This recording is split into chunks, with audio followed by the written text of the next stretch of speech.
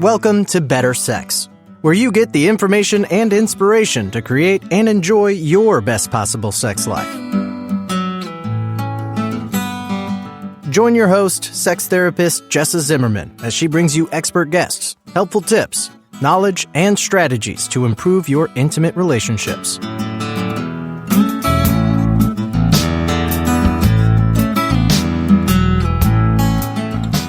And now, your host, Jessa Zimmerman.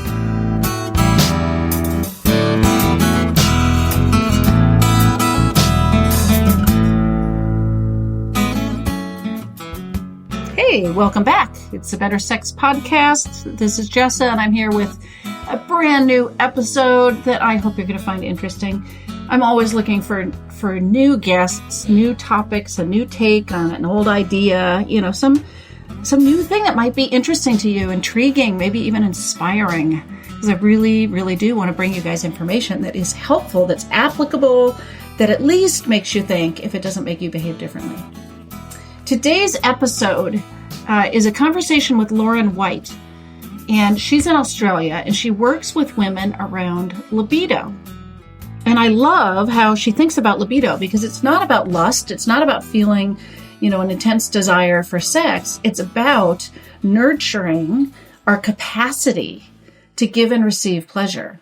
It's about desire, but it's also just about sensuality. It's about being in touch with ourselves. It's about being present.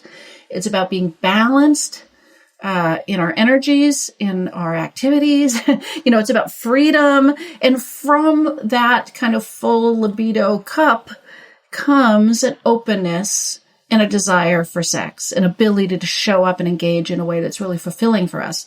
So we're talking about libido, not so much about how to want more sex, and have more sex. It's about how do we nurture our full selves in such a way that that is a natural outcome, one of the outcomes, not the only way that we would move through the world and express ourselves. So I hope you find the conversation interesting, intriguing, and maybe even actionable. Enjoy.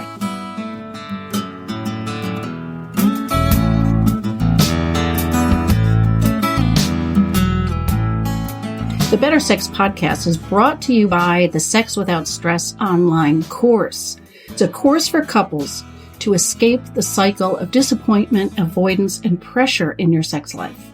So if you're in a pretty good relationship, there's a lot of love and goodwill, but sex is your struggle, this could be for you. You work in the privacy of your own home and at your own pace to create a sex life you can both look forward to. If you want to learn more, go to sexwithoutstress.com/program.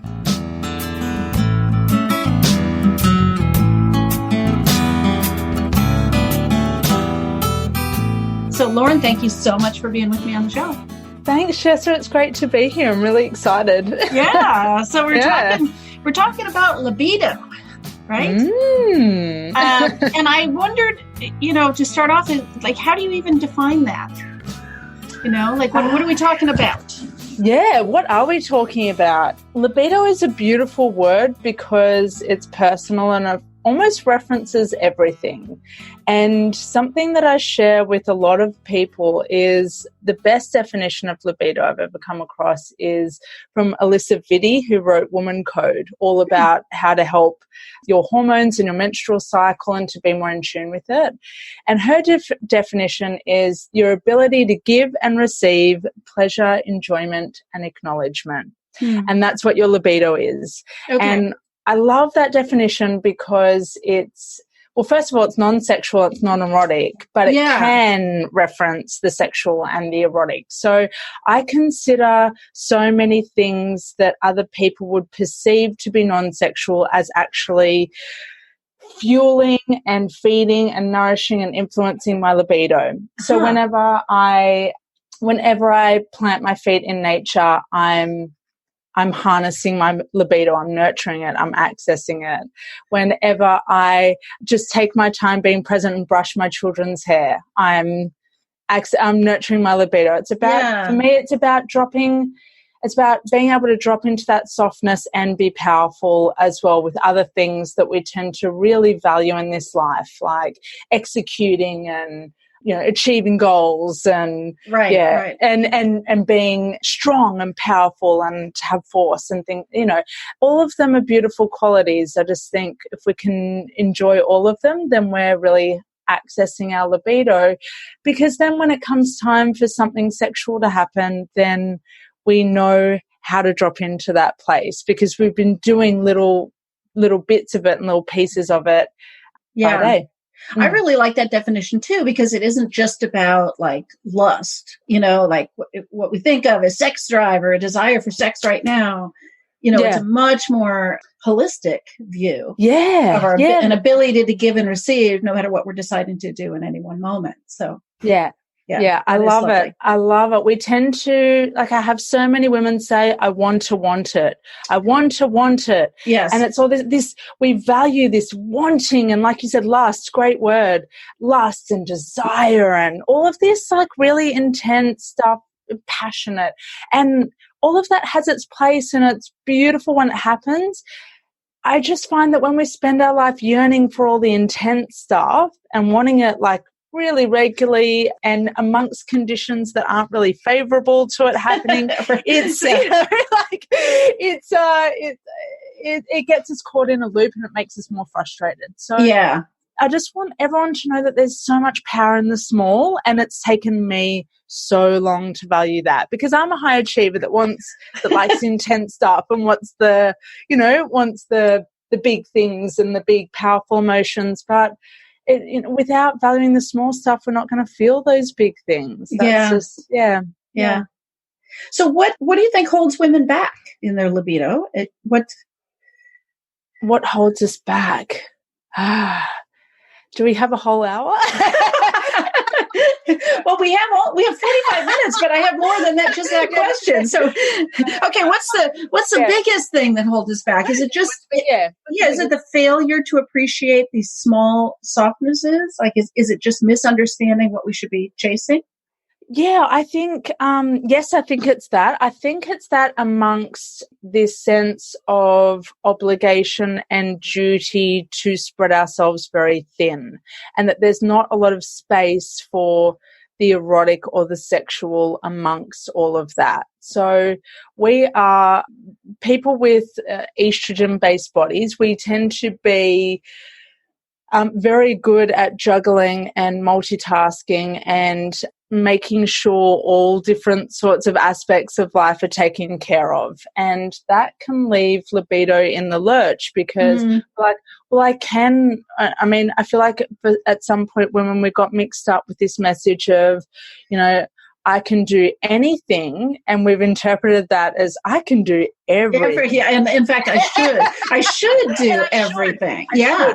Maybe that's, it's not I can, but I should do everything. Yeah. I've been having these conversations recently with my husband about some of the things that we need to do as a couple to minimize how I'm allowing myself to get caught up in some of that as a parent and a business owner and a homeowner and everything else, all the other roles that we fulfill with family and friends and social obligations. So at some point I think we need to sit down and make some serious choices about where our energy is going, where our libido is going. If it's fruitful for us, please keep doing it. If it really lights your fire, keep doing it.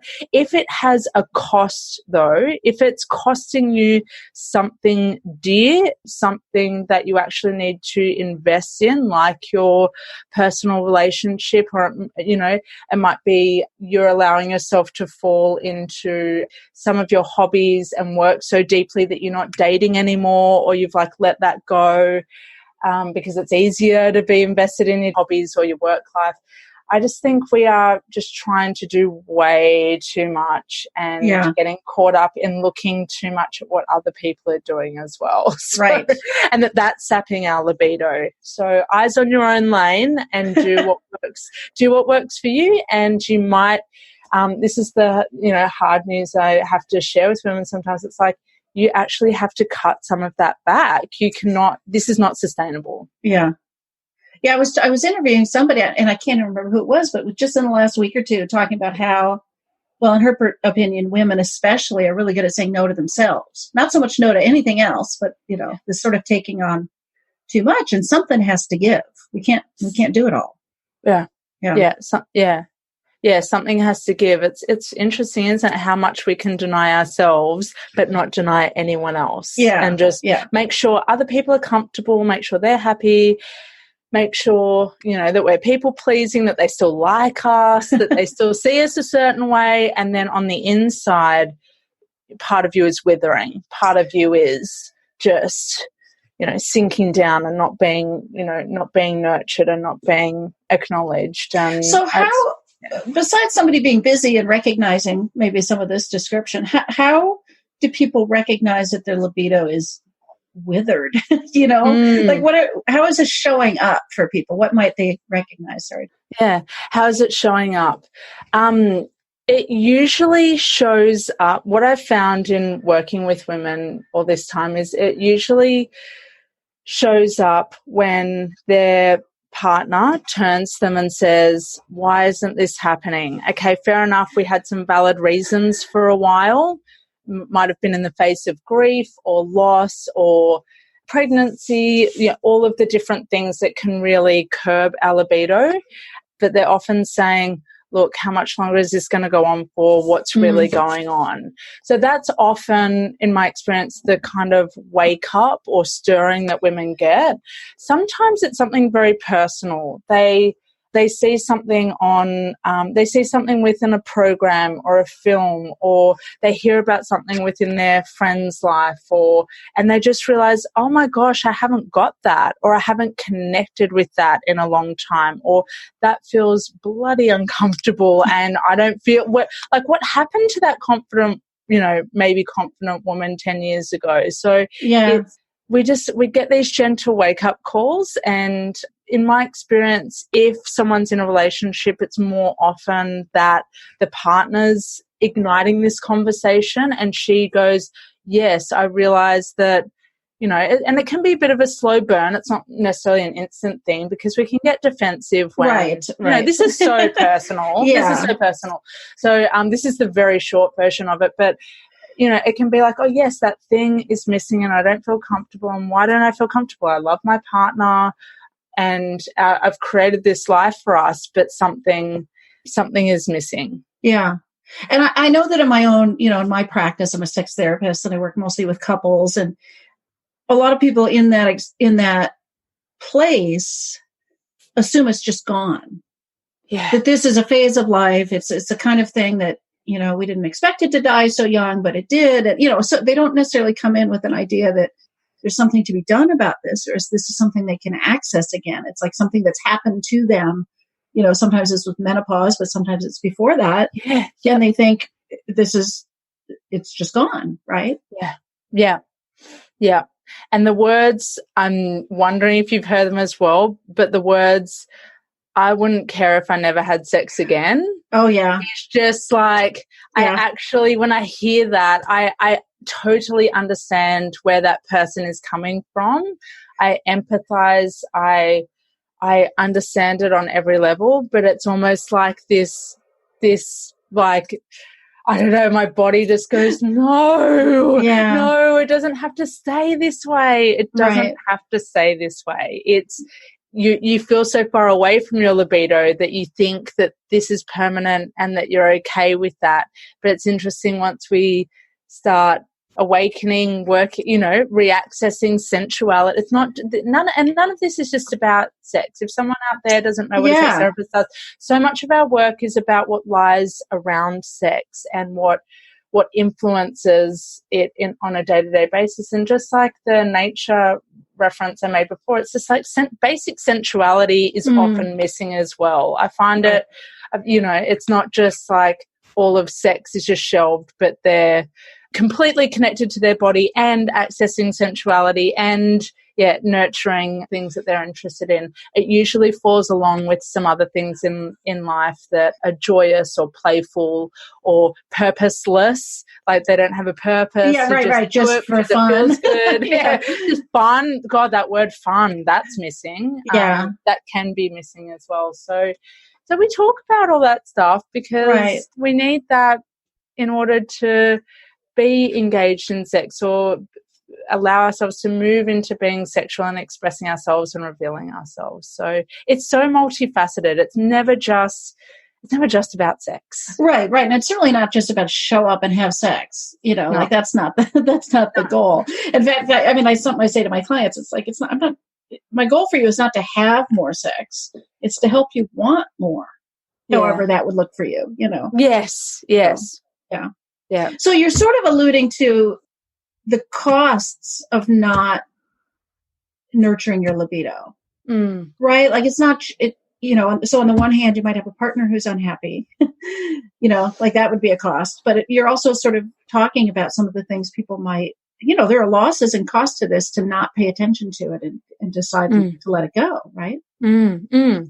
Yeah, most definitely. And the women that I see, because I only work with women, when they sit in that first session with me and, want to cry and on the cusp, but maybe not allowing themselves to express themselves in that way, it's almost as if the easiest way I can put it is they've started for maybe the last year, 2 years, 5 years, 10 years, to treat themselves as though they're men, to be stoic, to not express, to maybe they've been in a very male-dominated industry in their work and they've just had to shut some of that shit down. They cannot be emotional. They cannot be connected to their menstrual cycle. That's just an inconvenience. Like, move on, show up, push, work hard. So I've seen and worked with a lot of women who, for lack of a better term, have been really in their masculine nature, their masculine energy, and a lot of this, and then wondering why, but how come I can't get into sex? And it's like, well, we can still be in that mode in sex. There's nothing wrong with that. We also need a bit of balance with surrender, softening. That's what our anatomy, although it's very, very strong and can push a whole baby out. We are actually made to be soft, and we need to open up to our partners, and no matter what their gender is, and reveal ourselves. So it's about where are the mirrors in daily life for sex, like in what ways can you move into more softening than hard gym workouts and strict regimens and lots of rules and goals and all of that. There's nothing wrong with any of that, but going back to your original question, that can be the cost, is not really feeling feminine, but wanting to feel it, but seeing other women and going, wow, she's soft, she's supple, she's in flow, she's able to move her body in a sensual way, and the mirrors hold up, and it's like, wow, I haven't been like that either forever or for a really long time, and I'd like to access that again. Yeah, I mean, part of what I'm hearing in that too is that we might have a cost of, well, first of all, the balance, right? But almost of acceptance of ourselves, and easefulness or peace in our own skin, and I don't even just mean our physical body, but just in our human form, in our existence. Yeah. And it also seems like there'd be like we said, there's almost no fun or play or lightness. Like that, if we aren't lightness, if we aren't watering this garden, right? That's it. It's getting hard. Yeah. Yeah, that's it. Yeah. And a word that a few of my clients used recently, I was like, wow, what a word. They used the word brittle. They said, I feel brittle. Wow. And that word was just like, whoa, like the image and the feeling that conjures is just it's so dry, and it doesn't it doesn't feel juicy, like that's a word, it's the opposite of juicy, basically. yeah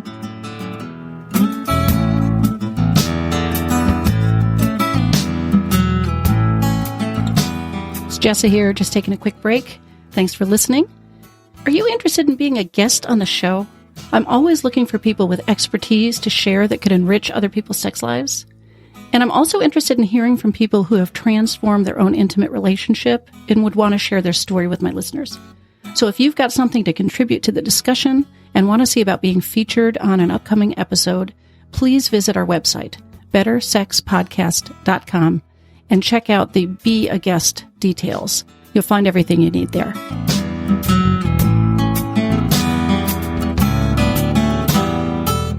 So it's about, I love what you just said. It is about the balance, and it's about the allowing and acknowledging that we're multifaceted, that we're not just this one mode, this one way of being, this workaholic or just a mom or any minimum. Like, you are multifaceted. No matter who you are right. multifaceted. You have different depths. You aren't just one thing or a brand or some of the things that's really easy to get caught up in our modern day lives. So it's about allowing to see different sides of yourself, being okay with that. Yeah. And I mean, imagining listeners or, I'm sort of imagining some of my clients, right, who maybe feel defensive or feel like, oh, wait, is something wrong with me now? This is bad. When people struggle with interest in sex, when they're struggling with this side of themselves and they think it's just gone, it's something that's happened to them. I mean, I hope our conversation becomes an invitation to them, right? Like I can still drink from the pond,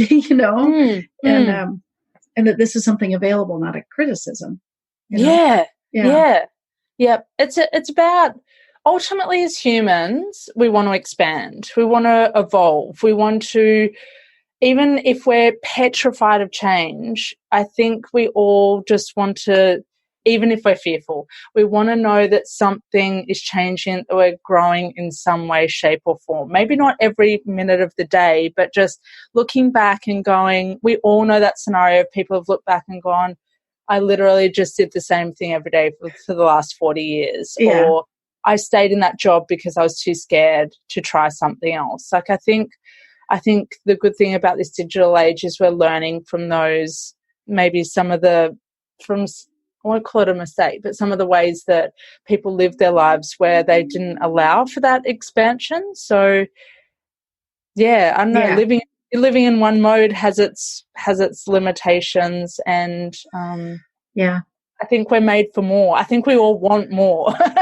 So how do people start to really develop, access, feed, nurture, whatever, their libido? Like, if somebody's recognizing some of this and realizing I've neglected this for a while, like what are, I don't know if you've got steps or at least, starting points for suggestions for people. Yeah. The first thing I'm definitely going to recommend is that you move your body in some way that isn't structured. So what I mean by that, and this, I know that this can be really challenging, but I've had clients say to me, I just realized I get in the car, I sit on the train, I sit at my desk, I get on the train, I sit in my car, I sit on the couch. So I had one of my clients say that to me one time, and it was just like we talked about how much all of that, and this isn't about health, by the way. I'm not telling people to be healthy or anything like that.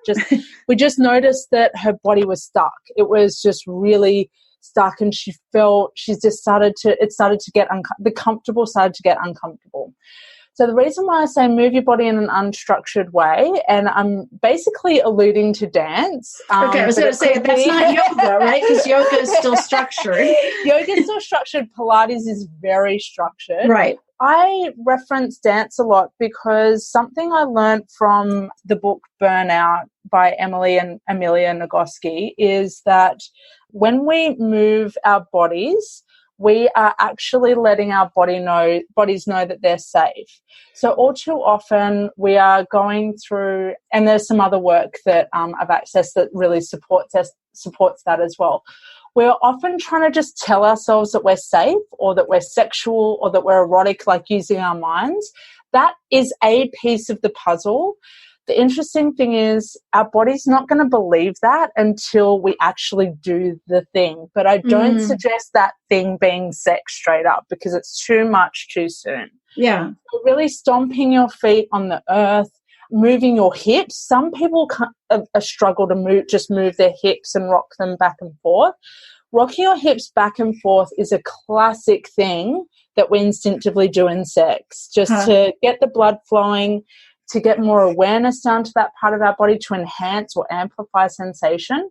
So doing those movements that feel sensual, sexual, or erotic to you by day, fully clothed with some music, is a wonderful way of starting to give your body a message, hey, it's safe to do this, but without feeling like you're really, really putting yourself in a very vulnerable position. Right. That would definitely be my first tip. We can't just not move our bodies and then be plonked into the bedroom and go, yeah, hips move and body gyrate and, you know, what are the other like terms from erotic novels? Like, right. I can't remember, undulate. Yes. Like our bodies just won't do it all of a sudden if it's totally unfamiliar. We've got to make that familiar, and then we get into the bedroom and it's like, oh, okay, I'm more comfortable with circling my hips and and caressing and all of that because I've done it by day. So we're often waiting for a feeling and then hoping our body does it, but the really backwards thing is we need to do it through our body and then we'll get the feeling. Like we want to feel free. Move your body in a way that feels free to you. Don't wait for a feeling of freedom and then go, oh, now my body's just going to respond and act on this. So that reverse engineering is really effective. Yeah.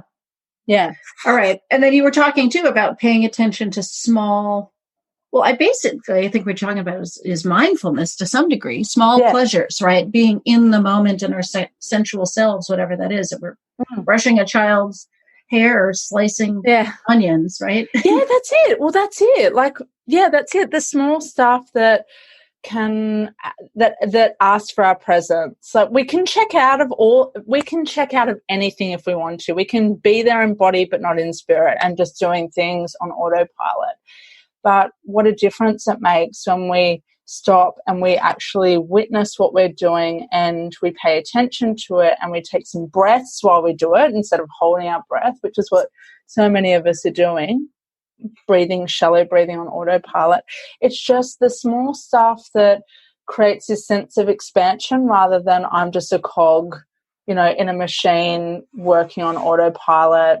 What's the point of all this? The point is the little things can be really pleasurable and really enjoyable, and you don't have to go out and traveling the world is amazing and big luxuries are wonderful, but you don't have to. Just starting small with little things that are available to you is a really gentle way of starting to get used to some of that.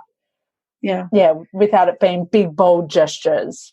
Based on what you said before, if we're doing too many things that cost us, there also has to be a new balance sheet, right? Like you may have to reallocate tasks or give some things up and make room for basically self-care, right? Yep. Self-exploration and pleasure. Like, basically how do people pursue desire and wanting and pleasure in their life in whatever form, right? That would nurture libido.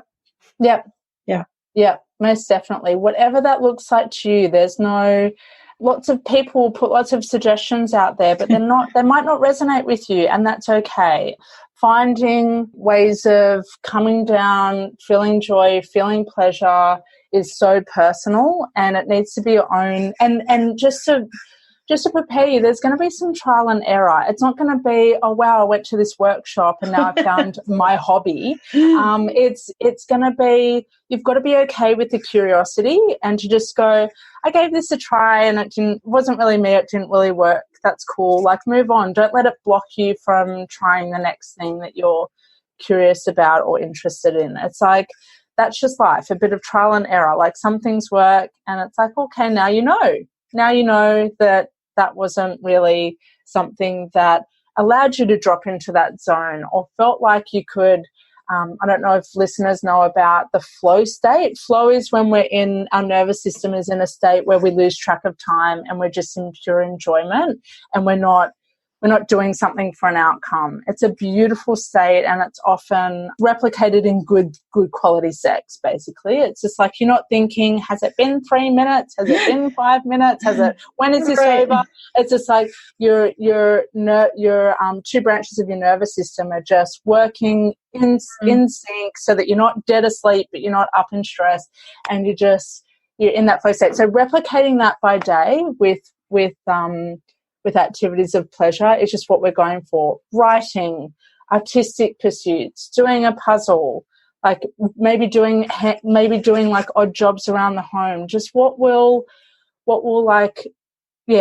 get you into that state. Gardening, like all different, and do it. It seems to me that this would take on, like, I'm imagining that lots of these people, women, consciously or not, have come to believe they don't deserve this somehow, or they're not entitled to it, or or they've just got too many different responsibilities to think about themselves. Like, what are the kinds of arguments do you get from clients, or or obstacles that they put up that have to be overcome? Right, they're objections. That's the word I want. Yeah, good one. The time one is definitely a factor. Don't have time. And I've often, I've been known to say to clients, I said to a client last week, okay, we had a few minutes to wrap up, and I said, I guarantee you right now it's not the time thing. I know a lot about her life and lifestyle. I said, what's the fear? What is the fear? And we got to the heart of it. It was fear, I'm going to fail at this. I'm scared I'm going to fail at it. I'm scared I'm going to fail self-pleasure. I'm scared I'm going to fail trying this thing with no predictable outcome. I work with high achievers and perfectionists, essentially. Like that's the common thread with my clients, and that's who I really enjoy working with. And the fear of failure is the real reason. Like, what if this doesn't work? What if this doesn't work? What if it does? What if like it feels sometimes in our need to be grown-ups and adults, we've lost that curiosity and we've lost that sense of possibility. Like, kids don't play for an outcome. They play because it just feels good. Yeah. And we have so much to learn from them, because there is a point where we did do that and we lost touch with it. And it might have happened I know for some people it happens very young. Other people it happens a bit later on. But just having that sense of purposeless, they're scared because they want to know that they did it well, and they want to know that there's going to be this outcome so they can get this feeling. But what I often share with them is, do you notice how you never really get that feeling? Like, there's always just something else after it that you hope is going to give you that feeling, and the next thing and the next thing, and we go higher and higher and higher, and the bar is so far away from us. So I would say the most common objection I get is time, but it is so rare unless you are in a very unique situation. It's probably and I acknowledge that some people are in very solo parents working multiple jobs. I know there's a lot of power and privilege in some of the stuff that I talk about, but for most people, there are opportunities, and we do have to say no to some things. And one of my clients said recently, I've been saying no to things and I've been feeling so good. She was just a yes on autopilot, yes to everything. Yeah. And she was just like, wow, the difference it makes. And then the occasions where I would just say yes because I thought I should, and instead I took a pause and said no, and how that's allowing her to expand. So we have more choices than we think, and some people might not be completely agreeable to those choices, or they'll be upset by your choices. Yeah, right. But it's your life, and it's not selfish. You are worthy. Like what I heard you saying before, like, you're not entitled. You are so entitled to this. You are so entitled to feeling at peace within your own life and satisfied within your own life, and not burnt out and living in stress, and just making sure everyone else is happy. Like, don't be a shell of yourself. You're so much more than that. Where does permission come into this? Permission comes through. Permission weaves through all of it. So, so a couple of years ago, I wrote the word permission on a page, not knowing what I was going to do with it. It just sat there in one of my notebooks, and I wrote down the word and went, I'll come back to that later. I have no idea why I wrote that down. And one day I was sitting at a cafe and I was flipping through my notebook, because I love pen and paper, and I was just like, oh, there's my book title, and and ended up just sat there one day and said to myself, oh, if I could, this is 2 years ago now, I just thought, if I could give women permission to be anything in their life, in sex, what would I say to them? And that's the book that came out. And the overarching message is, when we give ourselves permission to show up in life and sex in a way that works for us, oh my gosh, that just changes so many things. When we're not looking at what other people are doing, or getting caught up in the shoulds or the have-tos or the musts, like must be this, should be this, all of that. Yeah, no performing, right? Just being. Not performing. Yeah. Not performing. Looking inward, what feels good for us, full permission to to be okay with the fact that you're kind of serious, or that, you need to take your time to get into sex, that you might have a trauma history as well. Like just acknowledging how you're made up and allowing that to be compatible with the bedroom, rather than going, this is the way I am, I'm going to put all of it to the side and just try and be this thing that doesn't really feel like me. It's never going to get us to the presence. What every woman who comes to me wants is presence. They want to be interested, of course. They want to be interested and they want this wanting, but like they are just so checked out in sex and they're not engaged, and they would like to be. So, and I think a lot of that starts with being really accepting of who we are and acknowledging what needs to be subtracted from our lives, and maybe a few things that need to be added. And I want to emphasize the subtraction part. I don't think we need to be more or do more. It's the subtraction. Yeah. Great.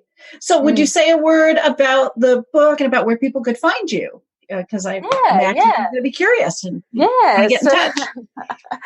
So Permission is available worldwide through all of the online book merchants. It's available as an ebook, and it's print on demand, so it's always there. Whenever you order it, you get a freshly printed copy. Hot off the presses. Cool. I call it technology. So whatever your preferred book retailer, it should be there.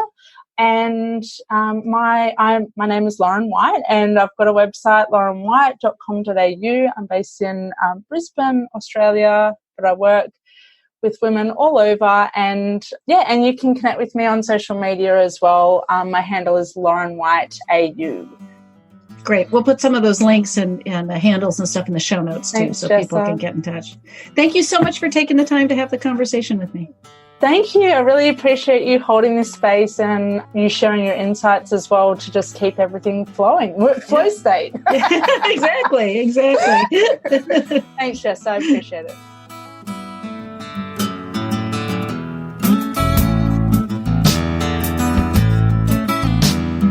You've been listening to Better Sex.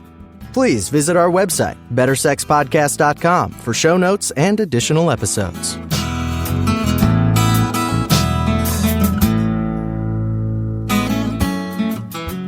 And that's a wrap for today. I really hope you enjoyed the episode.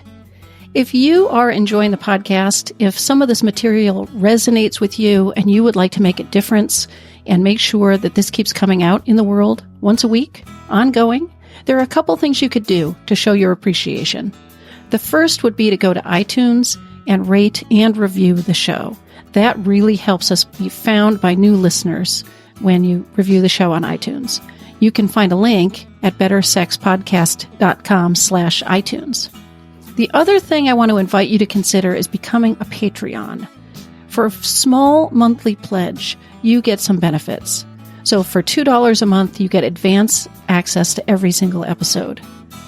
For $5 a month, you get a chapter of my upcoming new book. And for $10 a month, I host quarterly get-to-know-you and question-and-answer chats over the web, and you get invited to that. I would love to have your membership in that, become part of the Better Sex family. You can find a link at bettersexpodcast.com/Patreon, which is Patreon.